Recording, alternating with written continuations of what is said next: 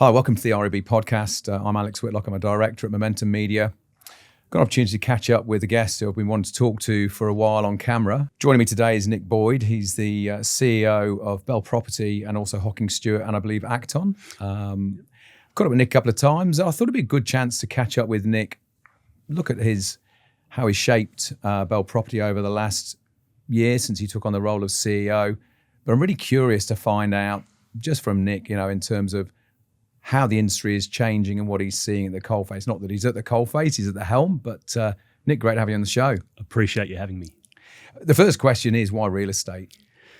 Why real estate for me is probably a bit of a journey in terms of, I say this to people, I didn't choose it. I'm not that guy that says I just love architecture and that's why I came into real estate. That wasn't me, that wasn't my journey. I joined it when I was about 18 years of age, fresh out of school. And I came from a background that wasn't probably the best background that I wish upon anyone else. I had a very sort of challenging upbringing in the home life. And my mother, my sister and myself one day had enough of that and we packed a bag and we left. And we only had about $1,800 in the account and we rented a little one-bedroom apartment, and we decided that we're reshaping our life. So $1,800 doesn't go a long way. So I needed to go and make some money, and went and bought a suit. And I was literally just walking down, I remember Pacific Highway, and I'm like, I got to look for a job. And I saw real estate agents. It was incredible people. Craig Marshall, Michelle Plax at the time, they were with Century 21. And I saw them, they were dressed nicely, they had nice cars, and I was like, okay. So I walked in and asked for a job and they gave me a chance. So I'm actually indebted to them to this day. They're incredible people. I learn a lot from them. It's a lot of responsibility for a young man, to take that on and to have the wherewithal to go along and... Yeah, it was. I would say the responsibility and the courage actually came from my mum though. I think that decision for her to go, we're making a move. That's strongest person in my life, and even to this day she's taught me everything or gave me the resilience. I think that's really serving me well now. But in real estate I kind of learned from the ground up, and Michelle Plax, who's just I always used to say, you're my second mum. She's an incredible saleswoman and just an incredible human being, and so I've got a lot to be in debt to those people that have maybe shaped me to where I am today. And I'll never forget the one thing that probably stood out for me, and this might be a bit of a lesson for people joining. It's how you kind of look at things is how you're going to react and respond to things. So you're going to be faced with challenges any day of the week, but I just had it ingrained in me that any challenge, my response automatically was no worries, we'll get it through. And we did. Do you know what I mean? So, and I think what happens then, people gravitate to you and they say, well, okay, I'm going to go to you because you're solid. You're not going to waver, and you do work your way through things. So yeah, it's quite, looking back, it's quite a journey. So you got your suit, you walked in the office. Did you have any idea what kind of job it might be in the real estate office? Or was it like, I'm here to work hard, do you have a job for me? Absolutely not. Yeah. So no, I walked in, got past the receptionist, got to Craig. He goes, there's your desk, off you go. I was with him for 8.5, 9 years. And because of probably my earlier, growing up as an adolescent into teenage years and that, I hadn't really lived a life. Yeah. And I just threw myself into real estate, into sales, learned all the facets, did really well with them. And I actually ended up leaving the industry, and I went back to university, but I went back into Charles Sturt University, and I actually dabbled with Macquarie as well, doing a Bachelor of Arts in Media and Communication, actually. There you go. Then I transferred across into police legal practice, and I became a police officer. And I realised very quickly that they are incredible humans, the one that dedicate their lives to that. But for me, what was driving me was just I wanted to help other people. And I wasn't cut out for the cops. It's not that I wasn't cut out. Probably I wasn't designed to be that. Yeah. And so whilst I was doing that role, I couldn't let go of real estate. So I was still calling auctions. I was still, in my spare time. And then that brought me back in when I got tapped on the shoulder to say, do you want to do this more? But that's kind of quite natural. You start at 18 and you're young. Yeah. So it's perfectly natural to kind of consider, is this the thing for me? I also know, like being with one organization that you walked in through that door for 8 years, was it? Yeah. That's loyalty. Yeah. That's rare. It is, unfortunately, in this industry, Yeah. if you look at the broader data set. I would say that the thing, because I didn't know anything, I kind of respected the fact that I needed to learn, but also I had no plan B. Like sometimes that's a good thing in life. I had no plan B. I had no safety net. And so I think you end up showing up differently. You show up with a level of respect that someone's willing to give you a crack. And in return, you want to give everything to it. I think that's not, everyone's got a story and everyone's got that drive of differing capacity, but having no plan B was really beneficial for me because it meant I had to give everything. You got to give it your all. Yeah. Was there any point in those sort of formative years where you thought, what am I doing here? Did you question, or was it love at first sight with real estate? No, no, because it's got its hard moments. Yeah, of course it has. The hardest moment probably of when I was listing and selling houses was I sold my mother and my father's home through the divorce, and you can imagine what that would have looked like. This was up on the North Shore. Was that your territory? Yeah. Yeah, on the North Shore of Sydney. Yeah. And so that really tests the relationship, right? So you realize very quickly that like resilience and composure is actually really, really important. Having composure through handling that situation. It wasn't fun at all. It was very emotive, but at the same time, I think if you remain neutral and focused on the process, the actual outcome will be beneficial and it will service everyone. So I got through that at that point. That was towards the end of my career as a selling agent. Yeah. And then, but I wouldn't say there was a day that I said, I don't love real estate at that point, because I look at it now and I say, real estate saved my life. It really did. It wasn't designed that way, but I feel indebted to it now that I want to at least show as many people and be as kind to as many people for as long as I possibly can. And that's what I do now every day. So that's probably that sort of mindset and that experience is maybe what shaped your sort of move. I'm going to guess post-Cops, you went into sort of broader sort of performance coaching. I went because I never really technically left the industry. It just became almost like my passion. I then was working for a company where I was training and coaching through them for 2 to 3 years, and then I got sort of tapped on the shoulder to come and join Belle Property when going back over 10 years ago now. We had about 40 offices at that point. Yeah. I met Peter Hanscom, who sort of built Belle Property from the ground up.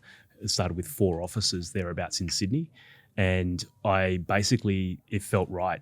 Culturally, it felt right. I believed in Peter. I believed in what he was setting out to do, which was aligned to me, which was just help as many people as you can, and it'll work itself out. And so I joined at 40 offices, and I was with Belle for 2 to 3 years, and then I left, opened up my own little consulting business. I suddenly branched out to different industries. Not by design, again, it was by choice. But there's commonalities though. I think you can hone your skills in real estate, but then you realize that the same thing applies to different businesses, right? There are funnels in nearly every business, right? A sales funnel. Fast moving consumer goods is probably more controlled. Yeah. You can definitely, watch your cogs and your expense lines and everything a lot easier.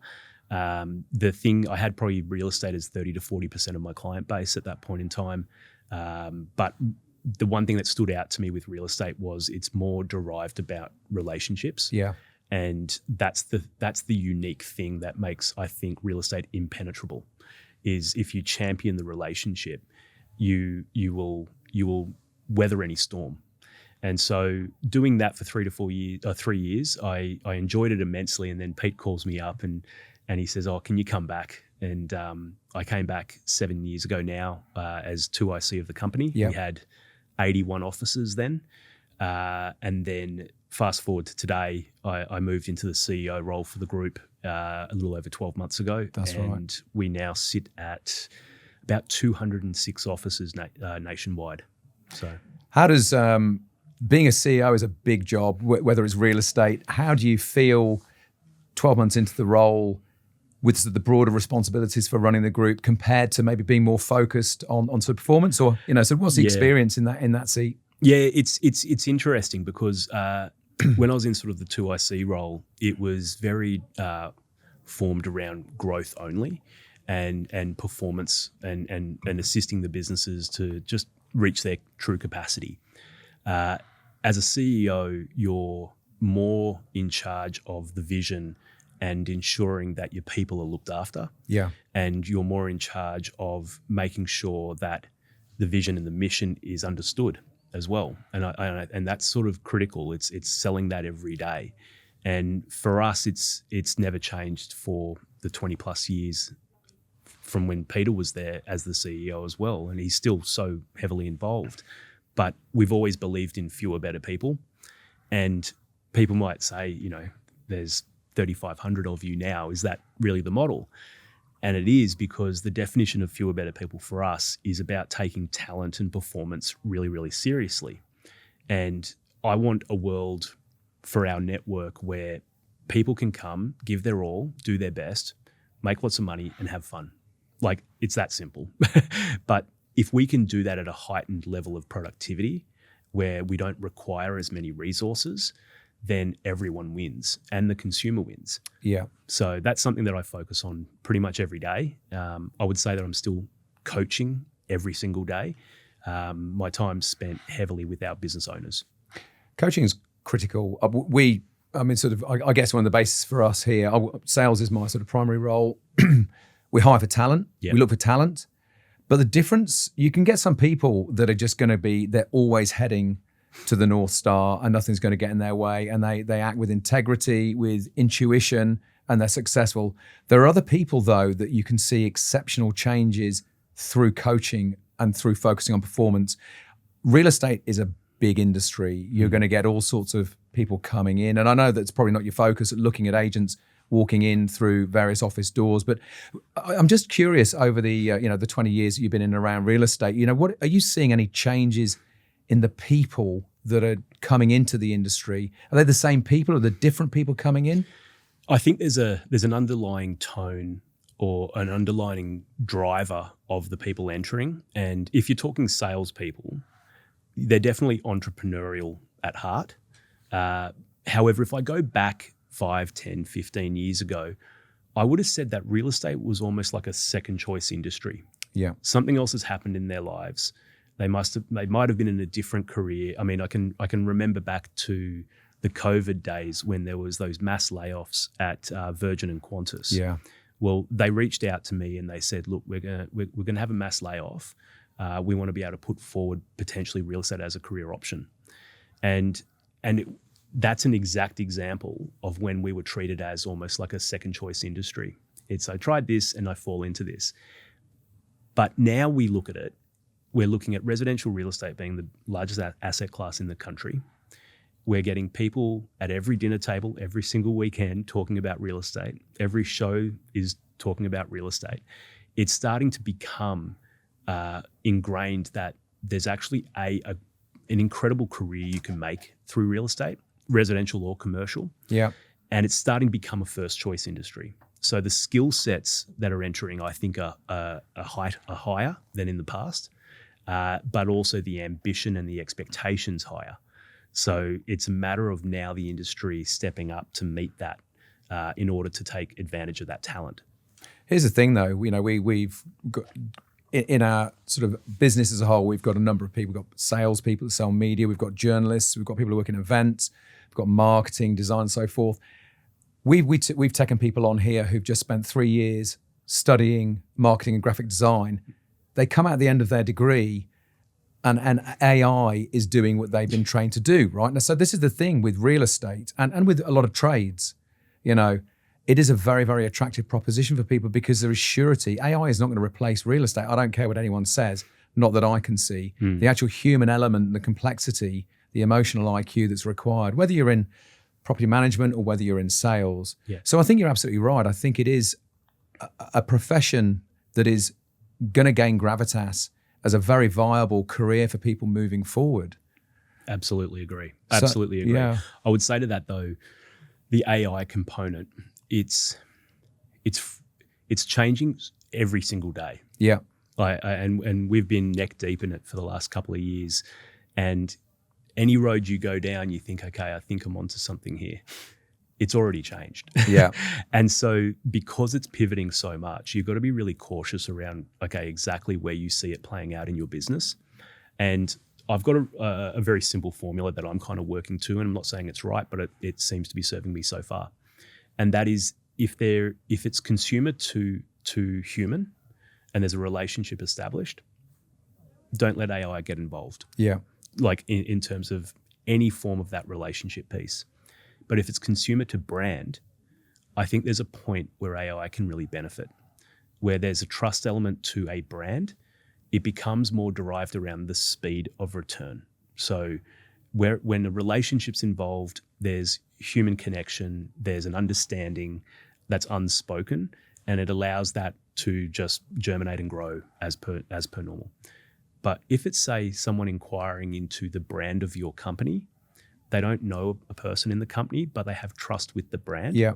I think that's where AI can really play a pivotal role, just ensuring that the 11 o'clock at night inquiry gets responded to at 11 o'clock. Yeah. And whether that's voice or whatnot, there's a few things that we're looking at. That's the space that I'm quite excited by.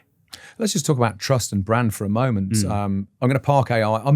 We all use AI. I have to say I'm not an expert, and I question sometimes whether I actually save time or increase my sort of efforts by playing with AI through creating content. But looking at trust and brand, and trust is fundamental in real estate. Yeah.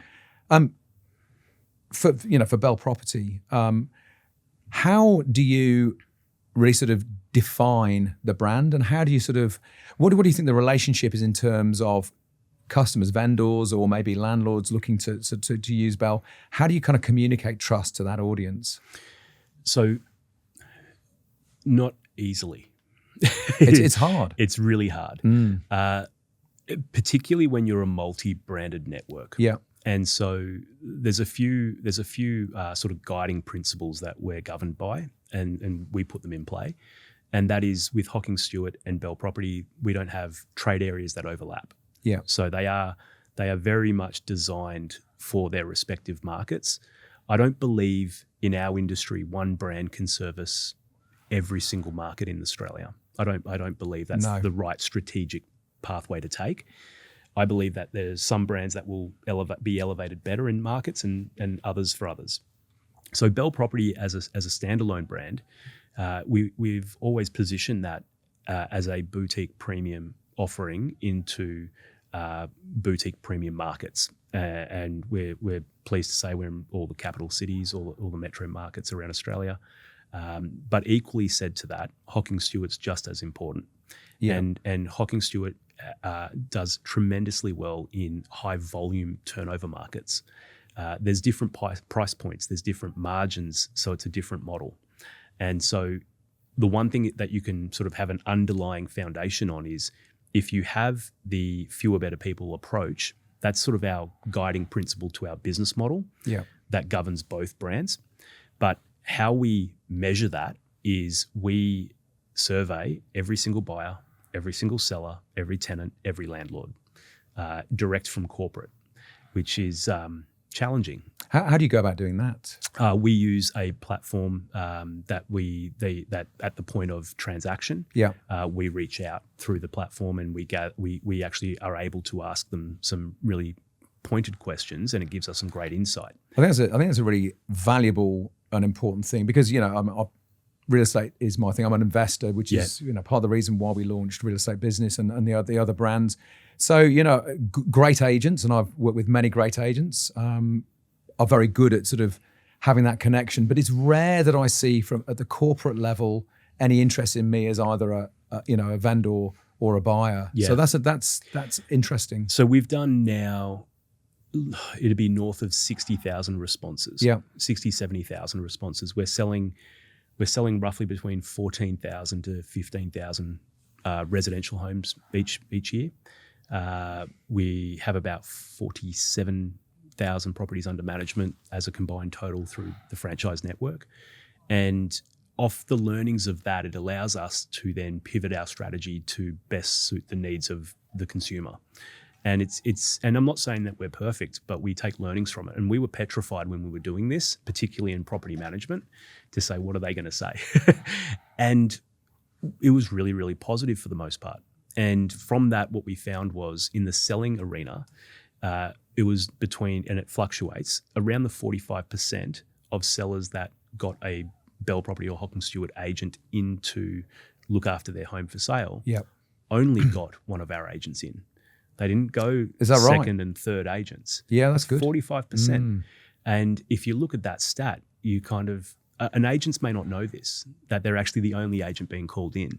And I think that's sort of proof that the model works, that if you champion relationships for a long period of time, you're actually going to walk in uncontested for nearly 50% of the time. I think there's more of a longevity in a relationship with an agency and with agents than maybe there used to be. And I think it's a really interesting situation when you're a vendor.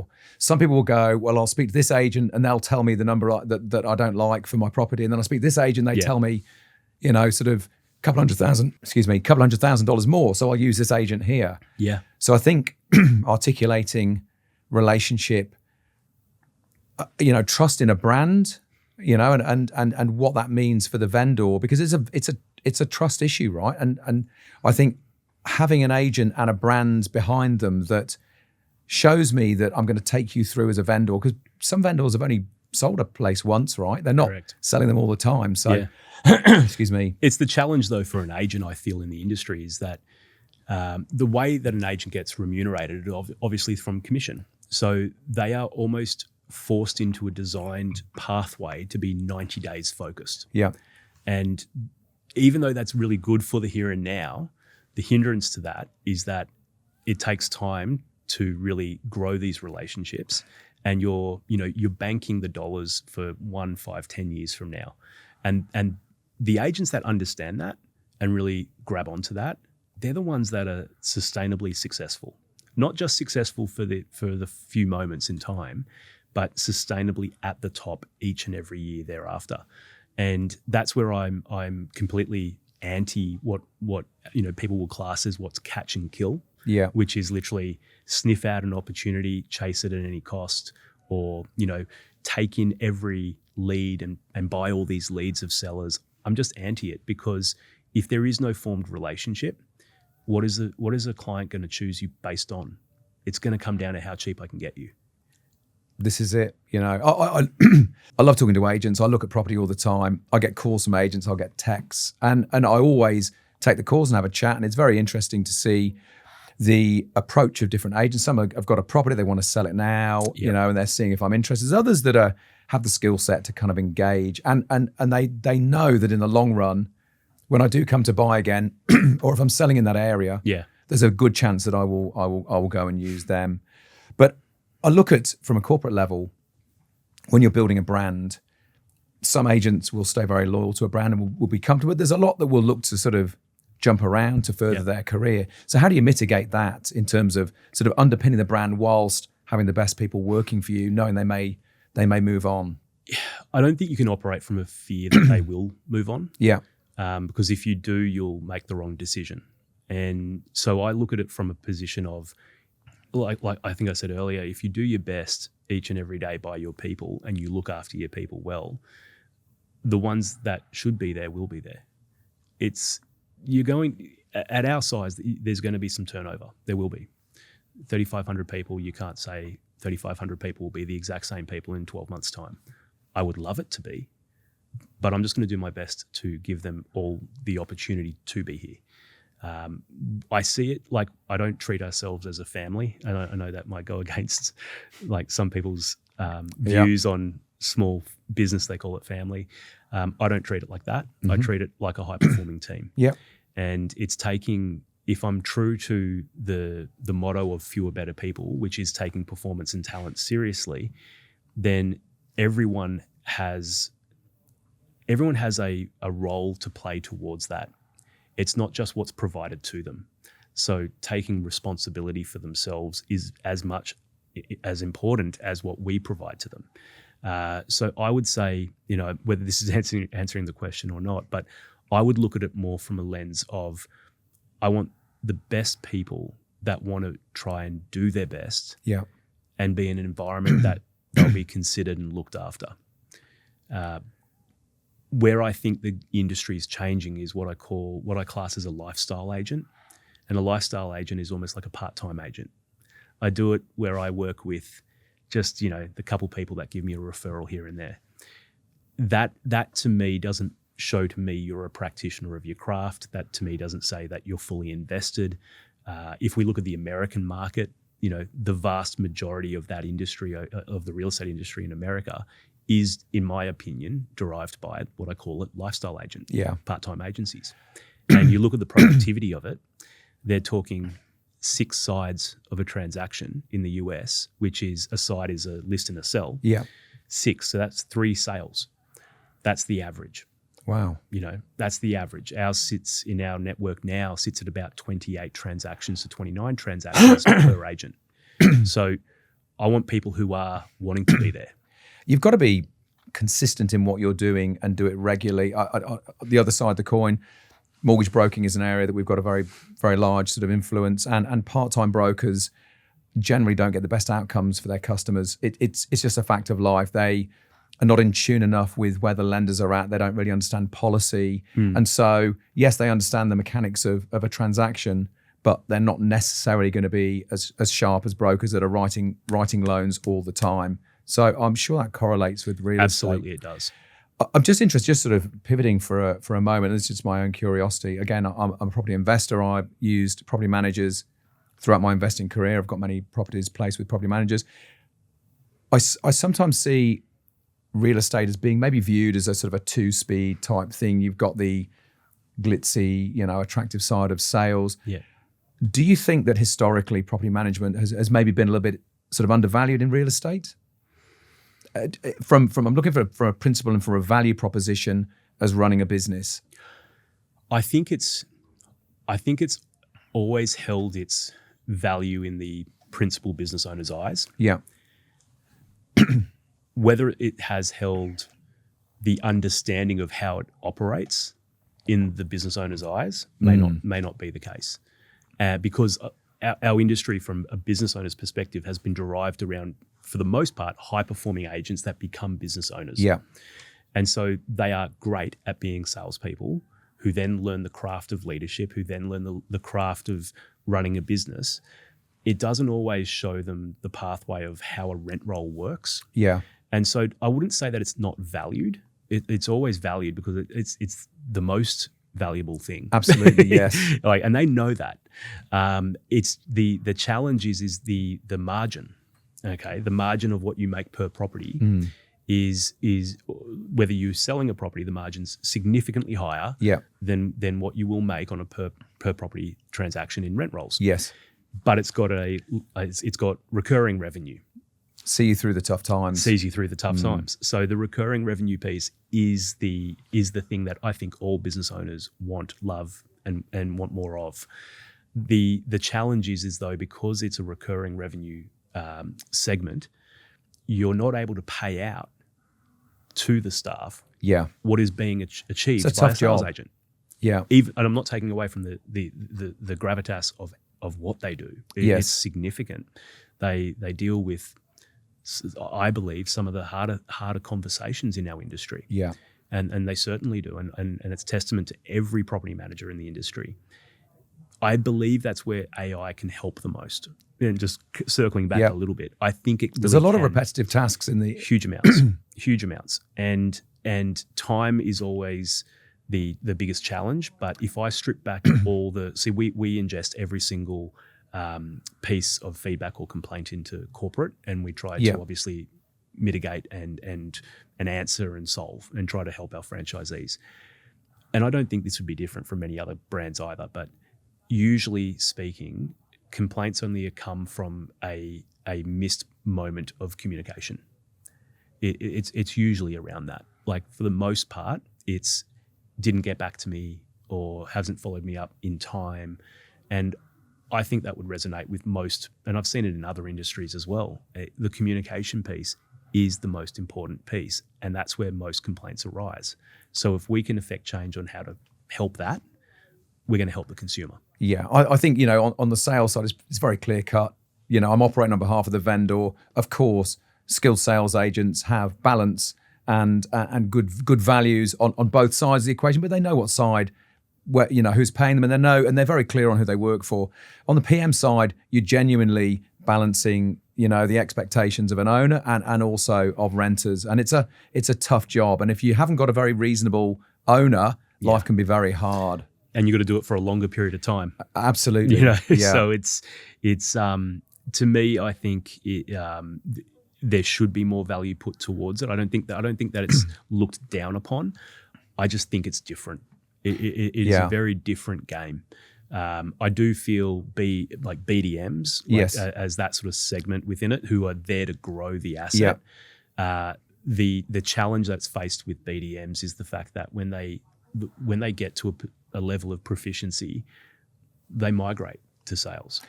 Because you're in a sales role. You're a sales role already, right? And they can just basically look at the commission available to them on offer and say, well, that makes more sense. So that's where there's just these challenges that PM is constantly faced with.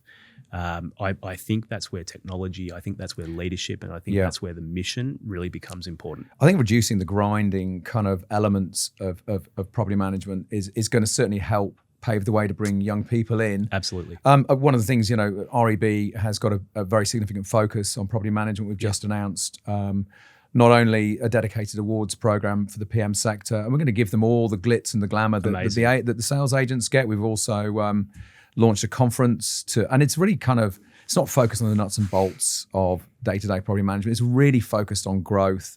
We've got Tom Panos is going to come along. He's going to host it. So why we're doing this, we're trying to, shine a light on that side of the profession, and also hopefully, to really sort of amplify and bring it out, hopefully help do our bit in attracting new people into that side of real estate. That's fantastic. So, but it's, I think looking at, I guess, principles, the real value in terms of, and succession must be a thing that you deal with your, with your franchisees. At the end of the day, the saleable asset is really, I would imagine, is it mainly around the rent roll? Mostly. I mean, it's the biggest asset is the rent roll. A sales business is fleeting. Yeah. It's incredible from a cash flow perspective. It's incredible from, I and people might disagree with me on this, but I look at the sales as the actual core of the apple. Some people will say, no, property management's the core. But I would say, no, I think sales needs to be the core. The reason I say that is because the moment you have a rent roll, it's dying. Okay, if you don't have a good lead generation into that rent roll, it's automatically going backwards. And that's where I think if you get a really sustainable, good level of performance in a sales business, that will then underpin the growth of your property management business. So that's something that we focus on heavily. But if we talk about succession in a business that has sales, property management, it might have other adjacency services. The largest value is definitely going to sit in the rent roll. The problem, though, is who do you sell it to, right? So, and the mistakes I think I've seen in the industry over the years is when you get to say, the finer points in life where you're saying, I'm going to step back a bit and go to the beach and do all those things. You make the decision without having any forward-focused planning. Yeah. And I genuinely believe succession planning should happen 5-10 years in advance. And the reason I say that is because the best people to sell to are the people that's already working for you. Okay, yeah. That can only be achieved if you've grown them, if they're wealthy enough and doing well enough to afford it. So investing in your people should be the priority of every single business owner, not from just a feel-good notion. Yeah. But it's actually demitigating the risk in the business. But this comes back to the overall holistic view of nurturing the people in your organization. Totally. And not just, helping them sell more or maybe recruit more people, but it's about a holistic journey and understanding and educating how they lead their business and then where they go themselves. Yeah.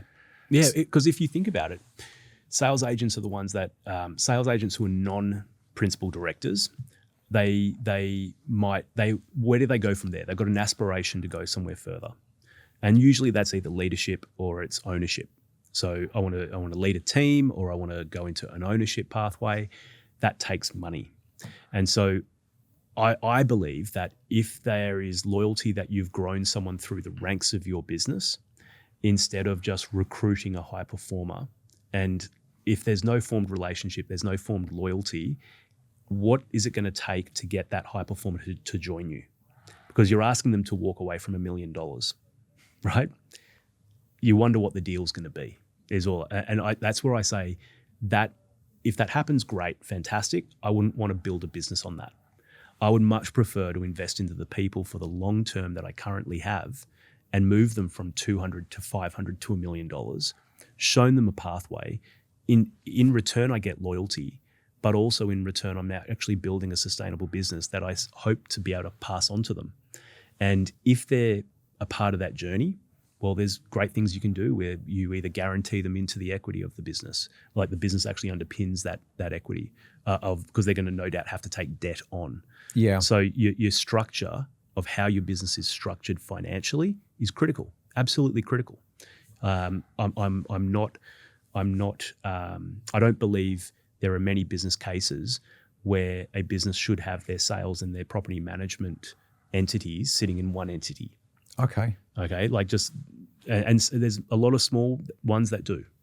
I don't think that's the right way, because when it comes down to valuing it, or if you want to sell your asset, rent roll off, if it's all wrapped into one, you're going to have to separate at some point. Yeah. There's a multitude of different strategy pieces that is going to give the business owner a lot more choices in a positive way if they're structured right first. And so that's what we help a lot of our businesses with, is getting it structured not just for the best case today, it's what happens in 5, 10, 15 years from now. If you're wanting to bring in a partner, if you're wanting to do some great work and build a phenomenal business, like who do you sell it to? Well, it's the people that are sitting in your business already.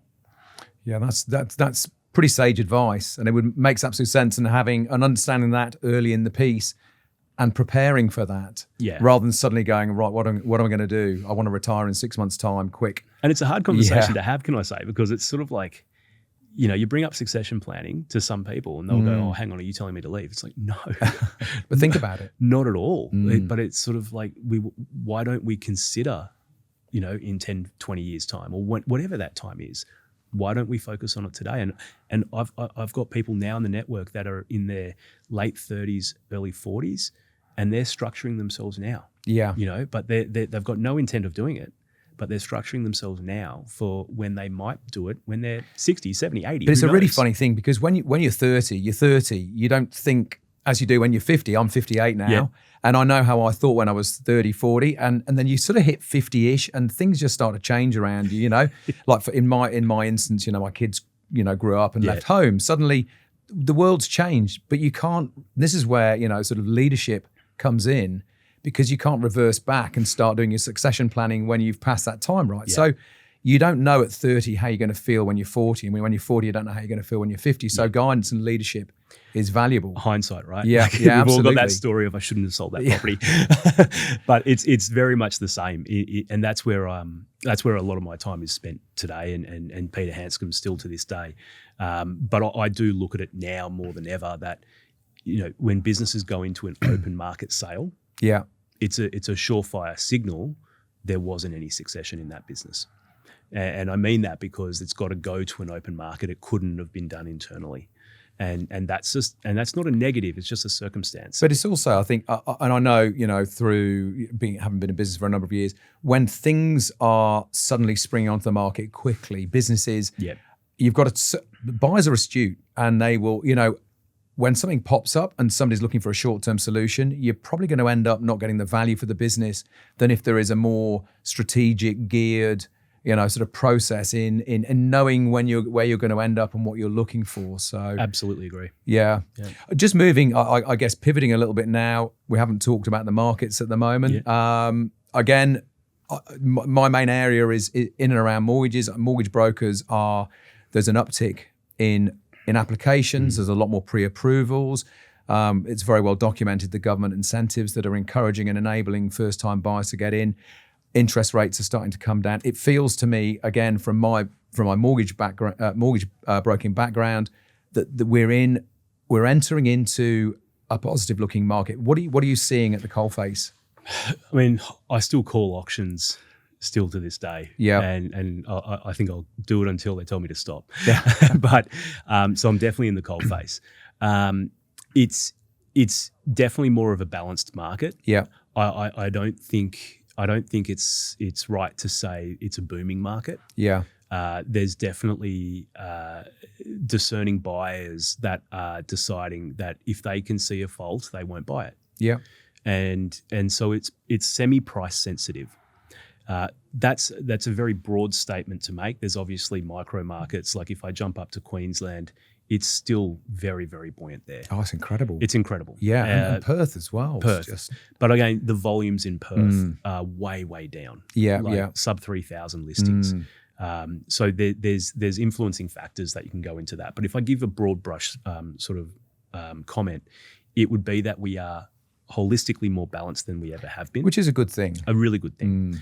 I would see, I follow and track obviously the network's figures, probably too much.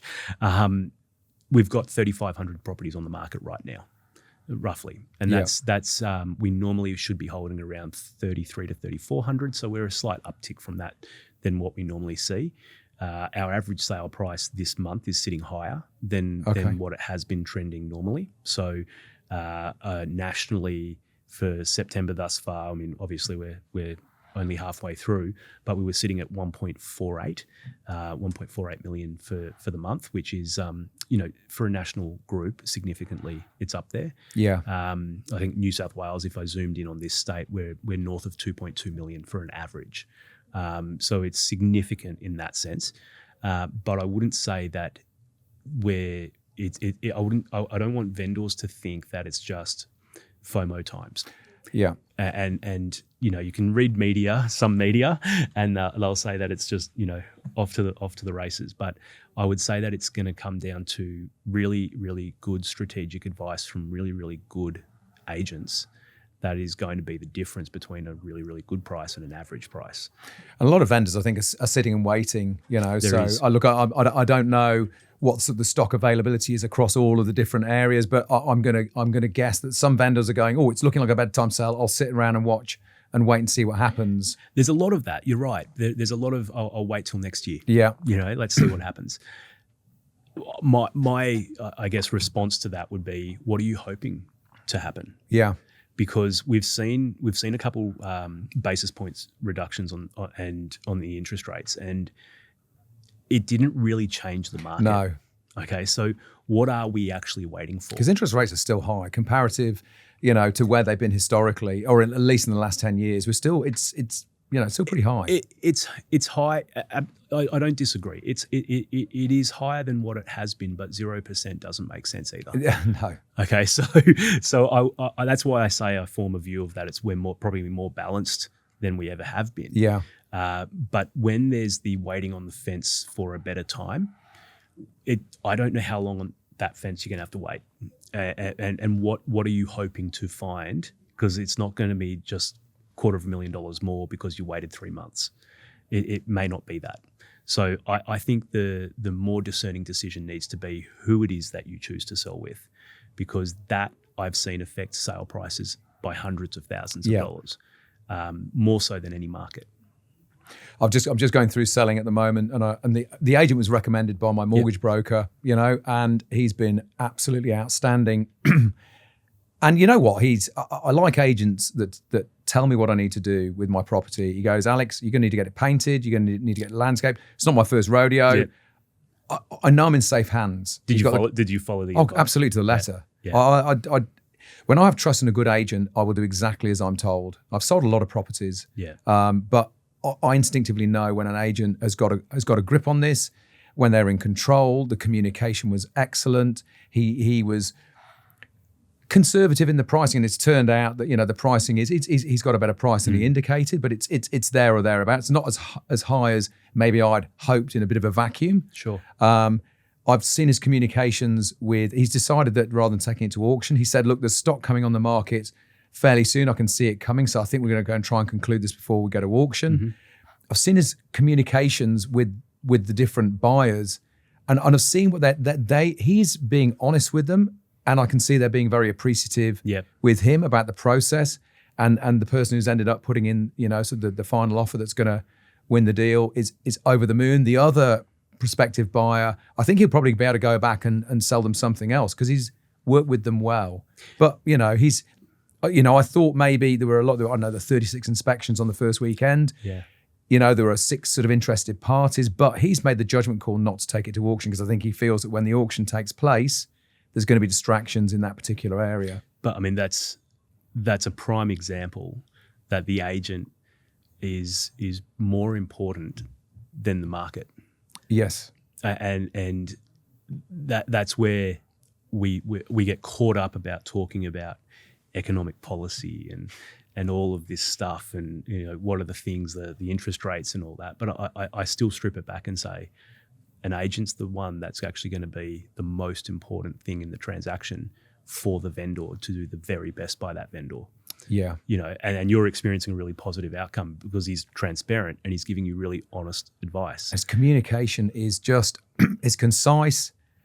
I mean, he works. I mean, he's phoning me at the weekend, not wasting my time, but he's just, I feel in very safe hands. Now, I'm sure he's dealing with multiple vendors. But I feel like I'm the only person he's dealing with. And this is a really important thing in the experience as a vendor and as a buyer as well, incidentally. Yeah. We all know that the agent operates on behalf of the vendor, but having that ability to make all parties feel valued and to be transparent, to take your terms. So, it's interesting. So, looking at this spring season, it's got to be better than the one that's just been the previous year. No, it's got all the hallmarks of a very, very good market. I think from a buying perspective, look, interest rates have come down. Yeah. So that's a good signal for a buyer. For a seller, yes, there's a bit more inventory that we're experiencing. I don't know if others are experiencing the same. I think I saw some numbers showing that Sydney was down across the board in terms of their volume. WA, without question, is down. But all the hallmarks are if you're a seller, you actually can do really well in this market. So that's where I come back saying, sitting on the fence, what are you waiting for? Yeah. Like there's, to me, no one has that crystal ball.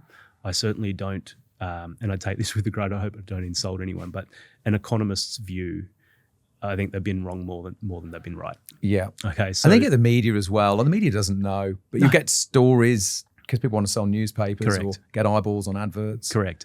I think if you're a house flipper, sure, be as analytical as you can be. If you're a mum and dad trying to raise your kids in a wonderful home, you're going to be there for 5, 10, 15, 20 years. Yeah. What are you waiting for?